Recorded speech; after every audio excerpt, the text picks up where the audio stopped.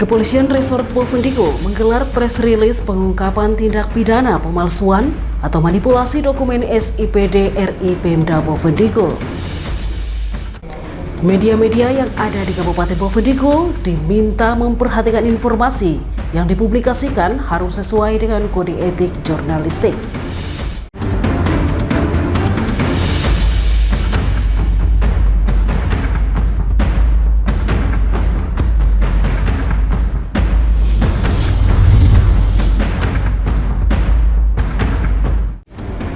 Halo, selamat pagi Bapak Mama dan Saudara dong semua.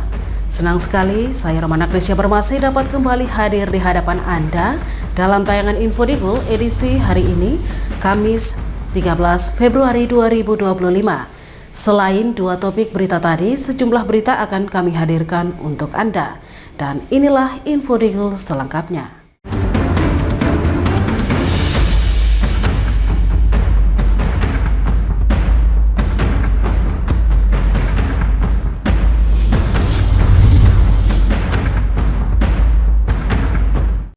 Saudara, kita ke berita yang pertama. Kepolisian Resort Bovendigul menggelar press release pengungkapan tindak pidana pemalsuan atau manipulasi dokumen SIPD RI Pemda Bovendigul.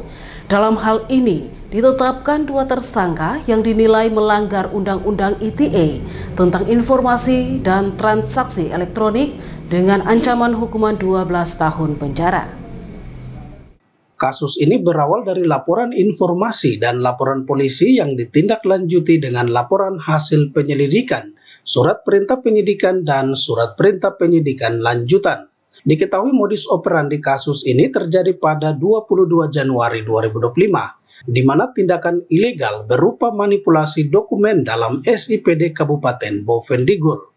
Berdasarkan hasil penyelidikan, ditemukan tersangka dengan inisial CH mereset akun Dinas PUPR menjadi default dalam aplikasi SIPD RI pada 16 Januari 2025 sekitar pukul 15:37 waktu Indonesia Timur.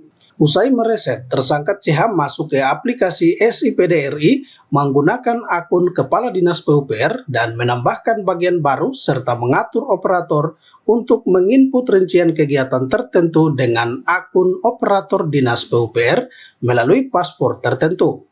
Kapolres Bovendigul AKBP Wisnu Perdana Putra melalui Kasat Reskrimnya Ibda Hendrik Ronald mengatakan dari hasil pemeriksaan terhadap 9 saksi, penyidik menetapkan dua tersangka yang memiliki alat bukti cukup kuat, yaitu tersangka WG dan CH.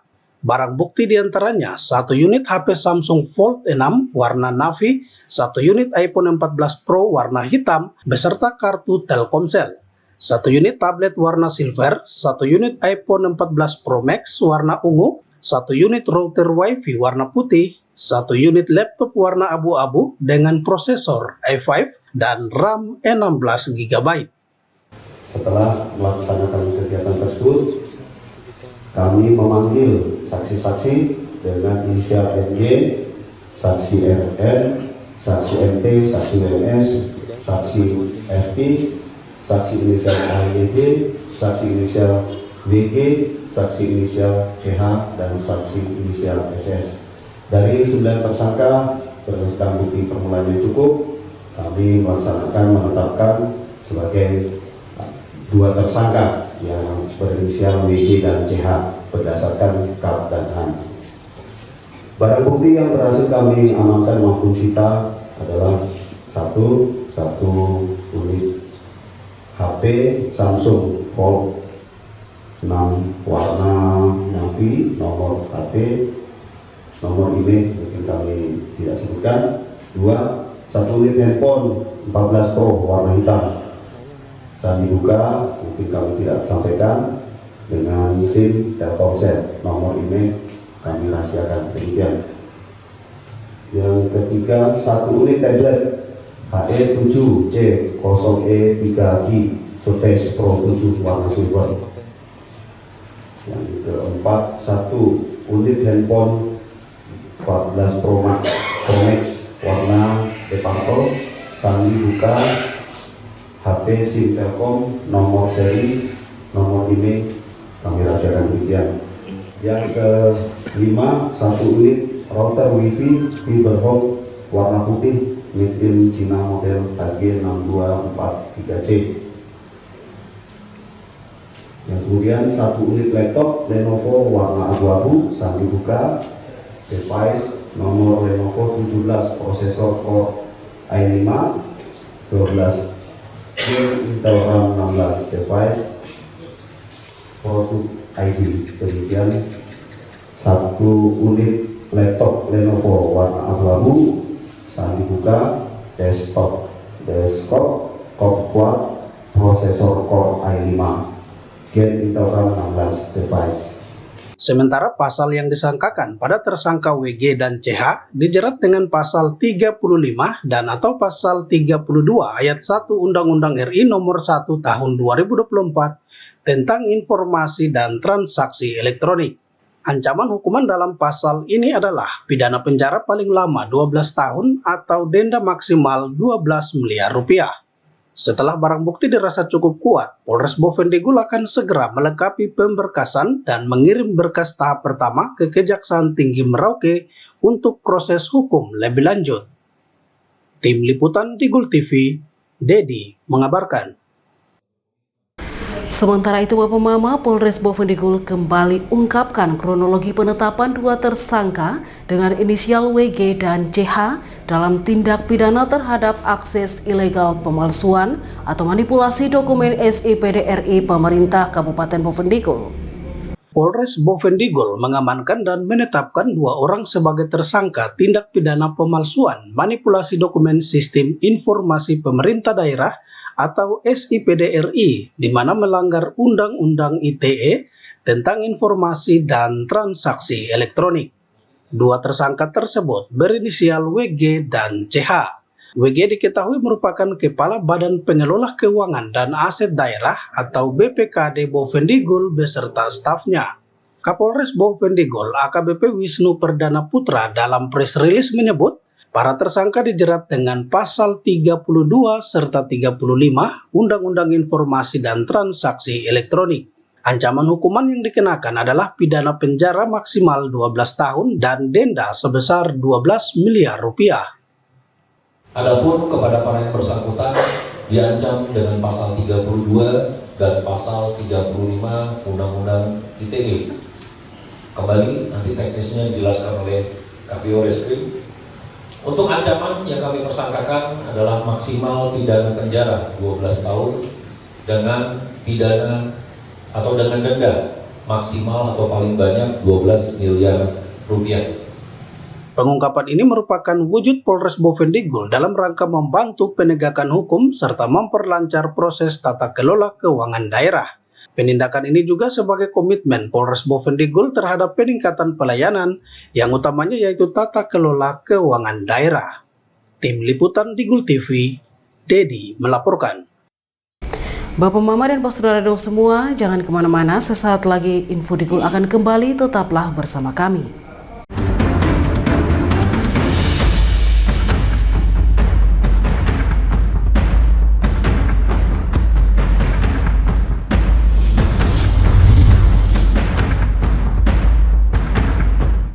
Pastikan untuk selalu menjaga kerahasiaan data pribadi Anda. Hindari untuk mengumbar data pribadi Anda. Biasakan untuk membaca syarat dan ketentuan dari setiap aplikasi yang digunakan. Hindari tautan atau situs yang mencurigakan, karena kebocoran data pribadi berpotensi untuk digunakan dalam tindak kejahatan perbankan. Mungkin Anda belum pernah mengalaminya, tapi banyak di antara kita yang sudah menjadi korban. Cermat, kritis, dan lindungi data pribadi Anda.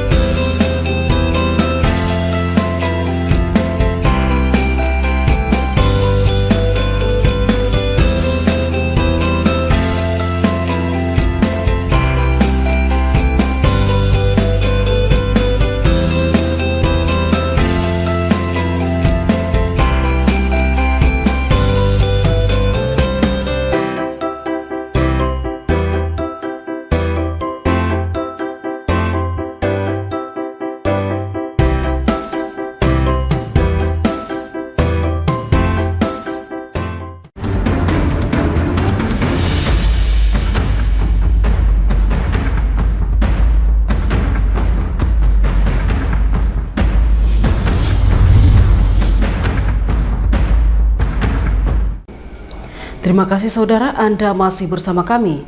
Pelaksana tugas Kepala Dinas Komunikasi dan Informatika Kabupaten Bovendigul, Maria Payunglangi, mengajak media-media yang ada untuk lebih memperhatikan informasi yang dipublikasikan sesuai dengan kode etik jurnalistik.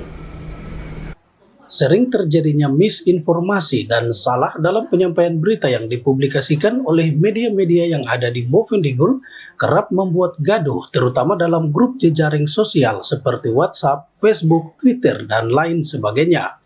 Akibatnya nama pemerintah daerah yang disoroti dan notabene timbul rasa ketidakpercayaan masyarakat terhadap pemerintah. Padahal setelah diklarifikasi informasinya tidak demikian, di mana media yang merilis berita tidak sesuai dengan isi penyampaian narasumber.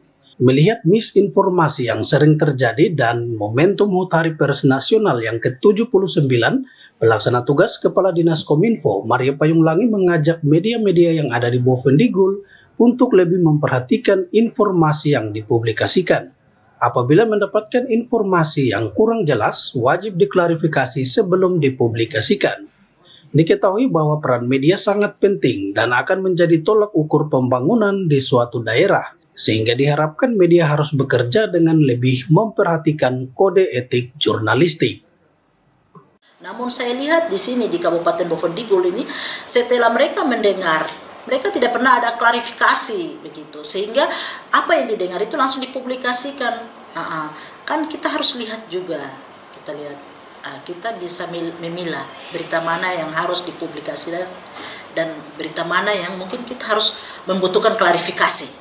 Jadi ada yang bisa langsung dipublikasikan, ada yang harus kita butuh klarifikasi, sehingga saya himbau kepada teman-teman media yang ada di Kabupaten Bovendigul, kalau bisa tolong kita menjaga situasi Kabupaten Bovendigul ini dengan pemberitaan yang benar-benar bermanfaat untuk masyarakat, untuk pembangunan di Kabupaten Bovendigul. Dinas Kominfo sebagai leading sektor informasi komunikasi di daerah ini melalui bidang kehumasan dan kemitraan sudah pernah mengundang berbagai media yang ada untuk menjalin kerjasama. Namun hal ini belum berjalan baik lantaran terkendala anggaran kerjasama media. Harusnya media-media yang ada menjadi mitra kerja pemerintah daerah, sehingga dengan begitu kehadiran mereka di Bovendigul merasa dihargai oleh pemerintah. Kadis Kominfo mengajak media-media yang ada di Bovendigul untuk senantiasa bekerja dan menjadi mitra yang baik dengan pemerintah dalam rangka mendukung berbagai program pembangunan. Tim Liputan Digul TV mengabarkan. Saudara, kita beralih ke berita lainnya. Disiplin ASN kembali menjadi perhatian pemerintah daerah Bovendigul meskipun tercatat ada ribuan pegawai negeri sipil, nyatanya beberapa organisasi perangkat daerah tampak sepi. Diperlukan evaluasi terhadap tingkat kehadiran pegawai dan langkah-langkah konkret untuk meningkatkan kedisiplinan ASN di lingkungan pemerintah Kabupaten Bovendigul. Sekretaris Daerah Kabupaten Bovendigul, Pilemon Tabuni dalam arahannya pada apel bersama ASN kembali menyoroti disiplin aparatur sipil negara yang dinilai belum maksimal setelah masuk liburan. Disiplin aparatur sipil negara di jajaran Pemda Bovendigul masih sangat kurang karena terlihat banyak pegawai yang belum melaksanakan tugas di setiap dinas badan kantor yang ada. Para kepala organisasi perangkat daerah diminta memantau membina stafnya dengan baik. Kepala OPD harus mendata dan segera memanggil pegawai yang belum masuk kerja agar kembali melaksanakan tugas sebagai seorang pelayan masyarakat dan abdi negara. Disiplin kita agak menurun. Ya, ternyata ada teman-teman dari provinsi, saya tidak tahu mungkin suruhan dari PJ Gubernur atau dari mana datang cek disiplin kehadiran kita masing-masing kantor, termasuk kantor bupati. Dari Januari masuk ke Februari ini kita agak menurun disiplin kita.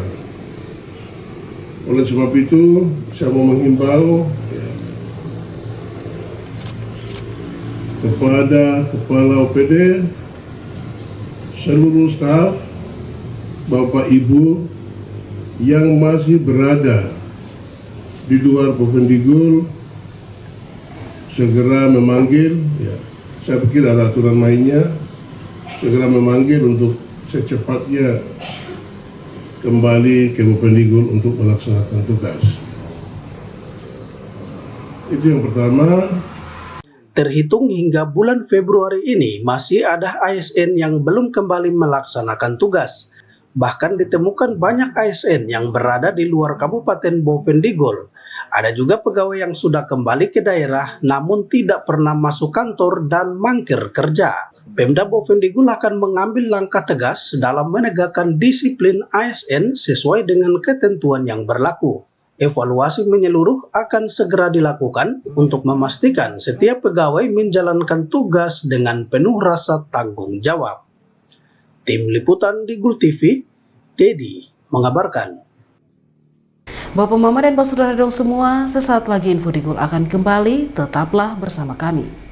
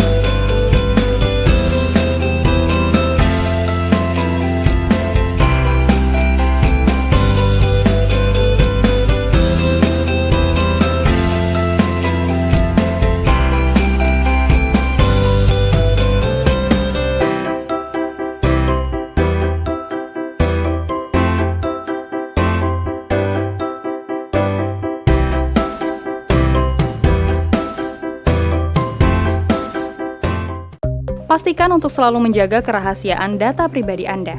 Hindari untuk mengumbar data pribadi Anda. Biasakan untuk membaca syarat dan ketentuan dari setiap aplikasi yang digunakan. Hindari tautan atau situs yang mencurigakan, karena kebocoran data pribadi berpotensi untuk digunakan dalam tindak kejahatan perbankan. Mungkin Anda belum pernah mengalaminya, tapi banyak di antara kita yang sudah menjadi korban. Cermat, kritis, dan lindungi data pribadi Anda.